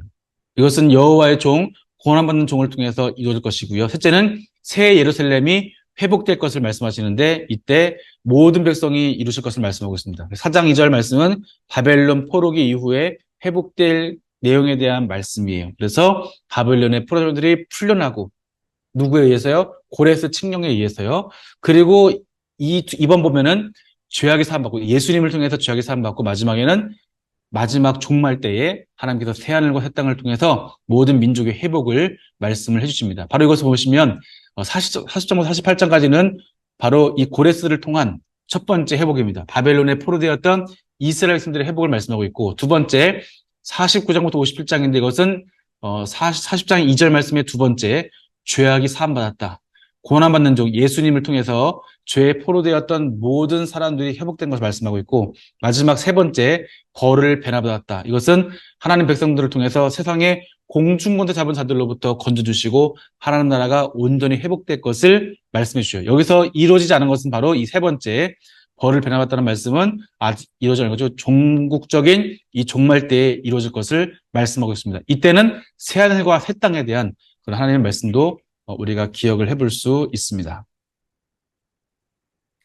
자, 그래서 이제 여기 먼저 보시면 두 번째는 이 비할 데 없는 하나님으로 인한 위로예요. 비할 데 하나님의 위로로서 네 번의 질문과 네 번의 대답을 통해서 바로 하나님께서 비할 수 없는 존귀하신 분이라고 하는 것, 비할 수 없는 가장 우리에게 뛰어나신 분이라는 것을 말씀해 주고 있습니다. 누가 하나님을 가르쳤느냐? 예. 그 어떤 누가, 저 언덕들과 어떤 누가 하나님을 지도하였고, 어떤 사람이 모사가 돼서 하나님 가르쳤고, 누가 그와 더불어 묘사했으며, 누가 그를 교훈하였으며, 그가 정의의 길로 가르쳤으며, 지식을 가르쳤으며, 통달의 도를 보여줬느냐? 그 누가 있냐는 거예요. 그런데 여기에 대한 대답은 무엇입니까? 하나님 앞에서는 모든 열방이 아무것도 아니다. 그는 그들을 없는 것 같이 빈 것 같이 여기시니라. 하나님은 스스로 하나님 되신다고 하는 겁니다. 그 어떤 누구의 도움이 아니라 하나님은 스스로 아까 6장에 본 것처럼 하나님의 영광이 온 그 성전에 가득하여 5절에 가득했고 온 땅에 하나님의 영광이 충만하다는 거예요. 하나님 계신 그 자체로 하나님 한 분만으로 그것이 충분한 분임을 말씀하고 있어요. 자, 두 번째 보시면 두 번째 질문은 하나님의 누가 왔겠다면 무슨 형상을 그에게 비기겠느냐? 예, 우상은 누가 만든 것이냐? 장인이 만든 것이지 그 누가 거기에 아무런 힘도 없다고 하는 것을 말씀해 주고 있습니다. 그렇지만 하나님은 스스로 계신 분이라는 것을 말씀해 주고 있고요. 세 번째는 하나님 그 태초부터 계신 분이라는 것을 말씀해 주고 있고 네 번째는 너희가 나를 누구에게 비교하여 나를 그와 동등하게 하겠느냐? 여기에 대해서 하나님은 권세가 크고 그의 능력이 강하심으로 하나도 빠짐없다는 말씀을 통해서 하나님께서 온 땅 가운데 가장 충만하시고 뛰어나신 분인 것을 말씀해 주고 있습니다. 그리고 역사의 주관자이신 하나님으로 인한 위로의 말씀을 주십니다. 너는 나의 종이라 내가 너를 택하고 싫어하여 버리지 아니하였도다라고 말씀하는 거예요. 내가 택한 야곱과 나의 벗 아브라함의 자손아, 야곱을 통해서 아브라함을 통해서 이스라엘 백성 하나님의 약속 있는 백성들이죠. 천하만민이 복을 받게 되는 것. 아담부터 하면은요 생육하고 번성하라 땅에 충만하라 그 있는 것들을 다스리라 말씀하셨고요. 그 다음에 아브라함과 이삭과 야곱을 통해서는 하나님께서 말씀하신 무엇이냐면 하늘의 별과 같이 땅에 바다의 모래와 같이 많게 되는 그 약속의 자손들 그리고 이들을 통해서 아브라함의 준 약속 가운데 400년 동안 이방에 계게 되어서 그들이 많은 재물을 가지고 나서 이 땅에 돌아올 것이라고 하는 그런 가나안 땅에 대한 새 땅에 대한 약속을 주셨고 창세기 15장 10절에 있는 것처럼 그 아모리 속에 죄가 가득 찼기 때문에 다시 한번 하나님께서 그들에게 가장 죄악한 이스라엘 그 가나안 땅에 이스라엘 백성들을 불러주셔서 거기에서 새로운 나라를 이끌어 가시되 하나님께서 애굽의 종되었던 그들을 아까 이사야 말씀처럼 땅을 파고 돌을 제하여서 이스라엘 백성들을 그곳에 불러주시고 좋은 상품을 기다리시면서 기다리신 하나님의 마음이 있어요. 출애굽기 19장 5절에 내 소유가 되고 자세한 나라와 거룩한 백성이 되어서 하나님의 이 열방 가운데 하나님의 말씀을 선포하는 이런 선교적 사명이 바로 이스라엘의 사명이었습니다. 그렇지만 이런 하나님의 꿈은 이스라엘의 범죄와 우상 숭배로 인해서 무너지게 되었고 끊임없이 하나님께서 선지자를 보내서 말씀하셨음에도 불구하고 이들은 돌이키지 않았습니다. 이러한 가운데 우상 숭배하는 중에도 특별히 지금 이때는 이사야 40장부터 66장까지는 그 므낫세 시대인데요. 이때 하나님께서 내가 택한 야곱아, 나의 벗 아브라함의 자손아, 내가 너를 부르 내가 너에게 말한다. 너는 나의 종이야. 내가 너를 택하고 싫어해 버리지 않았다라고 말씀하고 있어요. 이때 누굽니까? 므낫세 시대예요. 므낫세 시대 가장 악한 왕 시대입니다. 우상을 숭배하고 자기 자녀를 불로 지나게 할 만큼 굉장히 우상 숭배를 많이 했던 하나님 앞에 굉장히 악한 왕이었던 므낫세 왕이었지만 이 므낫세 왕을 향해서 하나님께서 나의 종이라 내가 너를 택하였어. 내가 너를 싫어하지 않고 내가 너 버리지 않을 거라고 하나님께서 말씀을 해주십니다. 세상에 뛰어나신 민족 가운데 가장 뛰어나신 창조주 하나님께서 그 하나님께서 가장 싫어하는 우상 숭배 하나님을 알지도 못하고 하나님을 예비하지도 않는 그런 므낫세를 향해서 이러한 말씀을 해주셔요. 내가 너와 함께 할 거야. 나는 너의 하나님이야. 내가 너를 도와줄게. 굳세게 해줄게. 내가 너를 붙들어 줄게 라고 말씀하고 있습니다. 내가 한 사람을 일으켜서 북방에서 오게 하고 해돋는 있는 곳에서 오게 할게. 북방에서 온다는 것은 이스라엘, 유다의 오른쪽에는 아라비아 사막이기 때문에 이 동쪽에 있는 사람들이 올 때도 북방에서 온다는 거예요. 여기에서 바로 올 때 북방에서 너를 구원할 자고 하시는 거예요. 아수르의 고난받는 것을, 바벨론의 고난받는 것을 나중에 하나님께서 북방의 동쪽에서 오게 해서 그들을 멸하실 것을 말씀해 주고 있습니다. 하나님의 종으로 인한 위로의 말씀이에요.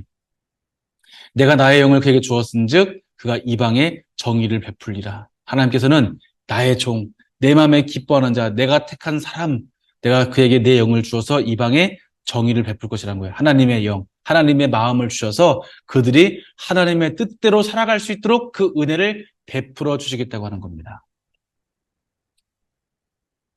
상황을 떼국지 아니하고 꺼져가는 등불을 끄지 아니하고 진실로 정의를 시할 것이며, 이 말씀 볼 때마다 사실은 이 아하스 히스기야 문화태 시대에 그 예루살렘과 또 한 성읍밖에 남지 않은 그러한, 한 성읍 내지 두 성읍밖에 남아있지 않은 그러한 상황, 이 모습이 마치 상한 갈대처럼 꺼져가는 등불 같은 이 모습인데, 이거를 꺾지 않으시고 끄지 않으시겠다는 이걸 약속을 주셔요.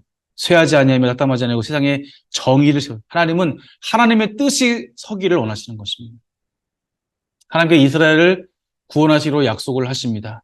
야곱아, 너를 창조신 여기 지금 말씀하시니라, 이스라엘 너를 지으신 이가 말씀하시니라, 너는 두려워하지 말라, 내가 너를 구속하였고 너를 지명하여 불러나니 너는 내 것이라고 말씀을 해주셔요. 이때가 문하세라 때가 그래서 너는 내 것이라 하나님 말씀을 들어야 됩니다. 그런데 돌이키지 않습니다. 오히려 우상 숭배를 하고요, 자기 전을 풀로 진행하게 해요.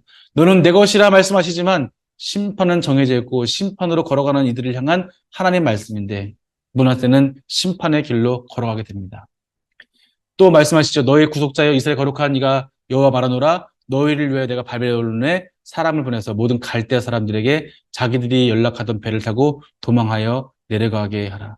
이들을 구속하기 위해서 바벨론에 사람 보내서 갈대아 사람들을 물리치게 하시겠다고 말씀하십니다. 그리고 하나님께서는 고레스를 세우십니다. 그 종이 누구입니까? 고레스입니다. 기름 부음 받은 메시아예요. 그러니까 우리가 메시아면, 우리의 메시는 기름 부음의 뜻인데 그리스도란 뜻이고요. 그러니까 우리에게 메시아는 오직 예수님밖에 없어요. 그런데 이 구약 시대의 메시아는 잠시 잠깐이라도 지금 외세에 억압받고 있을 때 이 상황을 건져주는 사람을 인자라 그랬고, 건져주는 사람을 메시아라 그랬어요. 그러니까 여기에 메시아는 우리가 생각하는 메시아와 의미는 조금 다릅니다. 현재 메시아 의미와 달라요. 예수님 이후의 메시아의 이해가 다르다는 것을 여러분 참고하시면 좋겠고요. 고레스를 통해서 하나님께서 구원하시겠다는 거예요. 그에게 기름 부음 받은 고레스. 예. 그러니까 하나님께서 메시아로 삼아주신 이 고레스를 통해서 하나님께서 이스라엘을 구원하시겠다고 말씀하십니다. 이걸 통해서 나는 여호와라, 나 외에 다른 신이 없나니 나밖에 신이 없느니라고 말씀을 하십니다. 나 외에는 다른 신이 없다고 하는 거예요. 이걸 통해서 하나님을 알게 하시겠다고 하는 거예요. 신명기 6장 말씀에 이스라엘에 들으라, 우리 하나님 여호와는 오직 유일한 여호와이시니 너는 마음을 다하고 뜻을 다하고 힘을 다하여 네 하나님 여호와를 사랑하라. 바로 모세의 오경 때부터 출애굽 광야에 있는 백성들로부터 하나님께서 주셨던 말씀이 바로 이 말씀이에요. 나 외에는 다른 신이 없다. 오직 나는 유일한 여호와시라는 것을 말씀해 주고 있습니다. 그리고 바벨론에 대한 멸망도 말씀하시죠. 고레스를 통해서 이루어지는 구원은 바벨론의 멸망과 연관이 있는데요. 고레스는 페르시아 왕이죠. 그래서 이 고레스를 통해서 멸망할 것을 말씀하시고 있고요. 그 다음에 하나님께 보내신 종의 사역이에요. 앞서 위로 선포했던 하나님께서는 위로의 근거로서 비교할 수 없는 하나님의 신성과 하나님의 종을 통한 회복을 약속하시는데, 49장부터 57장은 특별히 하나님의 종이 이룰 사역에 집중해요. 하나님께서 보내신 이 종의 사역은 곧 하나님 백성들을 그들의 죄로부터 구하시는 하나님의 구원이 중심이 되어집니다. 바로 두 번째, 죄악이 사함을 받았다. 두 번째, 종으로 인한 회복이에요. 종의 임무와 종의 순종과 하나님이 이루시는 이스라엘의 구원, 고난받는 종, 하나님께 약속하신 이스라엘의 회복, 열방을 초청하시는 하나님, 악인들에 대한 하나님의 심판을 말씀하십니다. 먼저 종의 임무를 보시면 하나님께서 말씀하신 건 너를 이방의 빛으로 삼아서 나의 구원을 베풀어서 땅끝까지 이루게 하리라고 말씀을 해주셔요. 바로 이것이 종의 임무라고 말씀하고 있는 것입니다. 두 번째, 고난받는 종에 대해 말씀하시고 있는데, 이 종의 모습, 주 앞에 자라나기를 연한 순 같고 마른 땅에서 나온 뿌리 같아서 고운 모양도 없고 풍채도 없은즉 우리가 보기에 흠모할 만한 아름다운 것이 없도다. 그는 멸시를 받아서 사람들에게 버림받았으며 간고를 많이 겪었으며 질고를 아는 바라. 마치 사람들이 그에게서 얼굴을 가리는 것 같이 멸시를 당하였고 우리도 그를 귀히 여기지 아니하였도다. 바로 여호와의 종 메시아의 순환이 얼마나 큰지를 보여주십니다. 또한 동시에 우리의 죄가 얼마나 큰지도 보여주세요. 어떠한 왕이라서가 아니라 우리 죄의 문제를 해결하기 위해서 결과적으로는 이러한 왕이 우리의 메시아가 고난받는 종을 통해서 우리를 구원시키신다고 하는 거예요. 어떻게 해요? 그분이 우리를 위해서 징벌을 받으신다고 하는 거예요. 우리의 질고를 지고 우리의 슬픔을 당하시고 징벌을 받으며 고난을 당하시는 이분, 그의 찔림은 우리의 허물 때문이요, 그가 상함은 우리의 죄악 때문이다. 그리고 이 가운데서 하나님께 맞으며 고난을 당한다 생각하는 것이죠. 그러니까 이 조롱하는 사람들의 소리, 자신을 위해서 고통당하는데도 그 고통당하신 분을 향해서 조롱하는 이런 모습들, 그분은 철저하게 모든 사람에게, 세상 모든 사람들에게 외면당하시면서까지 우리를 구원하신다고 하는 거예요. 그의 찔림은 우리의 허물 때문이고 그가 상함은 우리의 죄악 때문이라. 그가 징계를 받음으로 우리가 평화를 누리고 그가 채찍에 맞음으로 우리는 나음을 받았더라고 말씀하십니다. 하나님께서는 우리 모두의 죄악을 예수님께 감당시킨 것을 말씀해 주고 있습니다. 마지막에 열방을 초청하신 하나님에 대한 말씀인데요. 이제 열방을 향한 초청의 말씀은 너희 목마른 자들아 물러나라, 도nom자도 오라, 너희는 와서 사 먹되 값없이 와서 포도주와 젖은 사라 말씀하시면서 너희는 귀를 기로 내게로 나와 들으라. 그러면 너희의 영혼이 살리라. 하나님의 말씀을 들으면 우리가 산다는 거예요. 영원한 언약을 맺어서 다윗에게 허락하신 하나님의 그 은혜를, 확실한 은혜를 우리에게 허락하시고 구원을 주신다고 말씀하고 있는 겁니다. 너희는 여호와를 만날 때 찾으라, 각각일 때 그를 부르짖으라. 그래서 하나님께 돌아오면 하나님께서 용서하실 것을 말씀하셔요. 이때가 어느 때냐? 아까 말씀드린 것처럼 바로 므낫세 시대라고 하는 것을 우리가 기억을 할 수 있습니다. 악인들에 대한 하나님의 심판입니다. 마지막으로는 이스라엘의 회복과 영광에 대한 말씀인데요. 먼저 이스라엘의 유를 선포했던 하나님께서 여호와의 종을 통해서 이방에 이르는 구원을 베푸실 것을 보여주십니다. 그 후에 이제 여호와 하나님과 비교할 수 없는 우월성과 하나님의 고난받는 종으로 말미암아 하나님의 구원을 받은 사람들에 대해서 말씀하십니다. 특별히 여호와께서 구원받은 사람들에게 베푸시는 복에 초점을 맞추고 있는데요. 이것은 이사야 40장 3절 말씀에 있는 세 번째 구절, 그의 모든 죄로 말미암아 여호와의 손에서 벌을 배나 받았느니라 해당하는데, 여호와의 손에서 벌을 배나 받은 것이 이후에 배의 보상과 갑절의 기쁨을 누리게 되기 때문입니다. 61장 7절에 있죠. 나 하나님께서 지으실 새하늘 과 새 땅으로 하나님과 함께 살아갈 수 있는 복을 누리게 됩니다. 세 번째 말씀처럼 하나님 백성들을 통해서 세상의 공중권 잡은 자로부터 하나님 나라가 회복될 것을 말씀을 해주십니다. 이 말씀은 아직 성취가 되지 않았죠. 우리가 이것을 이루어 가고 있습니다. 먼저 이스라엘의 죄에 대해서 다시 말씀하십니다. 말씀 보시면 우리가 금식하되 어찌하여 주께서 보지 아니하시며 우리가 마음을 괴롭게 하되 어찌하여 주께서 알아주지 아니하시나이까. 보라, 너희가 금식을 하는 날에 오락을 구하며 온갖 일을 시키는도다. 보라, 너희가 금식하면서 논쟁하며 다투며 악한 주먹으로 치는도다. 너희가 오늘 금식하는 것은 너희 목소리를 상달하게 하려는 것이 아니니라. 바로 이 금식하는 것은 이들이 금식을 하면서 뭐 하느냐, 논쟁하며 다투며 악한 주먹을 친다는 거예요. 너희가 오늘 금식하는 너희의 목소리를, 너희가 간절한 기도를 하나님 앞에 너희가 용서받기를 간구하는 이러한 금식이 아니라고 하는 거예요. 금식하는 것은 공식적으로 원래는 하루였어요. 대속제일 전날이었는데 대제사장이 대속제를 지키기 위해서 정결례를 행합니다. 백성들은 여기에 참여하기 위해서 하루 전날에 금식을 하고 참여합니다. 이것이 율법에 있는 것은 아니었지만 이스라엘 사람들이 전례제로 지켜온 금식이었어요. 금식하는 것은 원래 하나님께 우리를 용서해 주십시오, 우리의 모든 죄악을 용서해 주시고 하나님과 온전한 관계, 회복된 관계가 있기를 원합니다, 주님만 영광 받아 주시옵소서라고 하는 이러한 기도 제목 가운데 우리가 하나님과 다시 만나고 주님의 사랑을 느끼고 주님의 은혜 가운데 거하는 것이 바로 이 금식이었는데, 이런 금식하는 걸 보면서 이들이 뭐가 있느냐, 악한 주먹으로 치는 이들의 모습, 논쟁하는 모습들이 있다고 하는 거예요. 이것이 어찌 내가 기뻐하는 금식이 되겠느냐는 거예요. 그들이 하나님께 나아간다고 하면서, 겉으로 하나님께 나아간다고 하지만 그들이 이 금식하는 자리에서 논쟁하고 다투는 이런 모습들이 있다는 것이 바로 하나님 앞에 기뻐하는 금식이 될 수 없다는 거예요. 주님께 영광이 되지 못한다고 하는 것입니다. 그들은 금식하면서 오락을 구하고 그들이 온갖 일을 다 시키고 또 논쟁하며 악한 주먹으로 치기도 했습니다. 여호와를 공경하고 오락을 행치하냐며 안식일을 존귀하게 여기지 아니하고 지켜나가라고 하나님께서 말씀하십니다. 호세 말씀인 것처럼 오라 우리가 여호와께 돌아가자. 여호와께서 우리를 찢으셨으나 도로 낫게 하실 것이요 우리를 치셨으나 싸매어 주실 것입니다. 여호와께서 이틀 후에 우리를 살리시며 셋째 날에 우리를 일으키시리니 우리가 그 앞에 살리라. 그러면 우리가 여호와를 알자 힘써 알자. 여호와를 알자 그 나타나시면 새벽빛같이 어김없나니 비와 같이 땅을 적시는 늦은 비와 같이 우리에게 임하시리라 하시니라. 에브라임아 내가 내게 어떻게 하랴. 유다야 내가 내게 어떻게 하랴. 너의 인애가 아침 구름이나 쉬 없어지는 이슬 같도다. 그러므로 내가 선지자들로 그들을 치고 내 입의 말로 그들을 죽였노니 내 심판은 빛처럼 나오느니라. 나는 인애를 원하고 제사를 원하지 아니하며 번제보다 하나님을 아는 것을 원하노라. 바로 이들의 잘못이 무엇입니까? 호세에서 말씀 있는 것은 우리가 여호와께 돌아가자. 여기 우리를 치셨으나 도로 낫게 하실 것이다. 우리를 치셨으나 싸매어 주실 것이야 라고 말씀하면서 이들이 이것은 여호와를 알자 힘써 알자 이것이 이들의 진정한 마음이 아니라 겉으로 불성실한 모습으로 그들의 입술만 주저거릴 뿐이라고 하는 것입니다. 그들의 심령에는 그들의 삶에는 변화가 없다는 거예요. 하나님께서는 인애를 원하고 그들이 드리는 이 제사, 여호와를 알자 힘써 알자며 드리는 제사가 하나님 앞에 상달되지 못했다고 하는 것입니다. 그 이유가 무엇이냐면 바로 하나님을 알지 못하기 때문이라는 거예요. 근데 이스라엘 백성들이 지금 이사야 말씀을 통해 주는 이 말씀도 이들이 하는 금식이 하나님께 드려지지 못한다고 하는 것입니다. 그럼 하나님께서 좋아하는 금식은 무엇인가?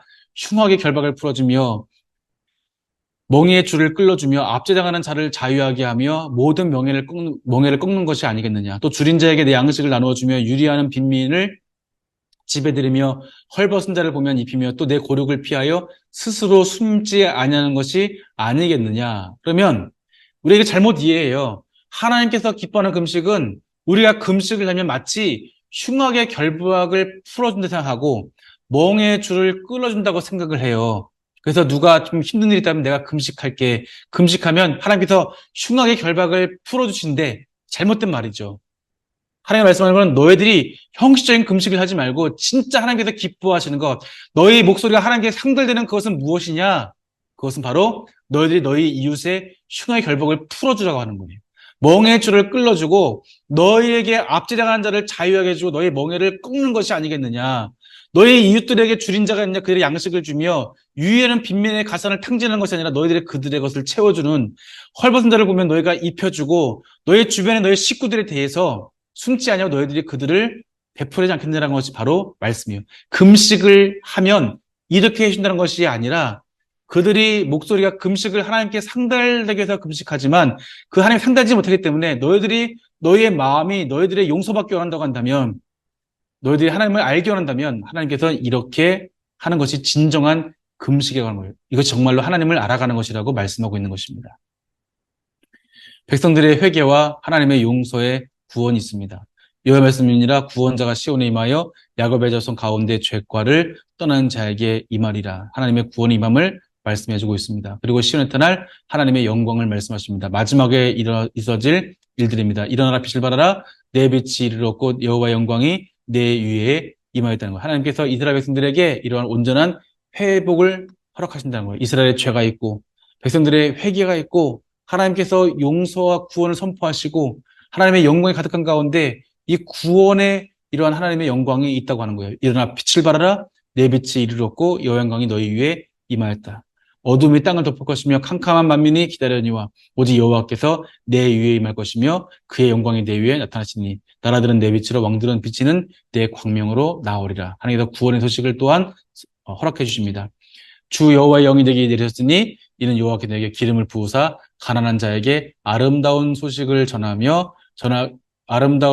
전하게 하려 하심이라. 나를 보내사 마음이 상한 자를 고치며 포로된 자에게 자유를 갇힌 자에게 노임을 선포하며 여호와 은혜해 우리 하나님의 보복의 날을 선포하며 모든 슬픈 자를 위로하신다고 하는 거예요. 원래는 아까 그 주의 날이라고 하는 것이 바로 우리가 심판당한 날이었지만 이제 하나님께서 우리에게 회개하는 자들에게 우리의 죄를 알고 하나님을 알고 회개해서 하나님께 용서를 받은 우리들에게는 바로 여호와의 은혜의 해와 주의 보복의 날을 우리에게 허락하신다고 하는 거예요. 심판에는 양면성이 있습니다. 하나님의 말씀에 순종하면 하나님의 뜻대로 행하면 하나님이 우리에게 구원을 주시지만 여기에서 우리가 잘못된 길로 가면 우리 하나님께서 우리에게 진노하신다고 하는 거예요. 그래서 복음에는 하나님의 의에는 바로 하나님의 구원하심과 진노가 있다는 것을 우리가 로마서를 통해서 함께 살펴볼 수도 있고요. 또 우리가 하나님께서 야곱과 에서, 내가 에서는 미워했고 야곱을 사랑했다고 할 때도 마찬가지로 이 하나님의 이러한 심판은요, 하나님의 이 구원에는 양면성이 있는 거예요. 구원과 심판으로요. 바로 하나님의 마음을 우리가 어떻게 알아가는가, 하나님을 알아가는가에 대한 것이 바로 우리의 삶에 결정되는 것을 말씀해 주고 있습니다. 그리고 악한 자의 심판과 의로운 자의 구원에 대해서 말씀하십니다.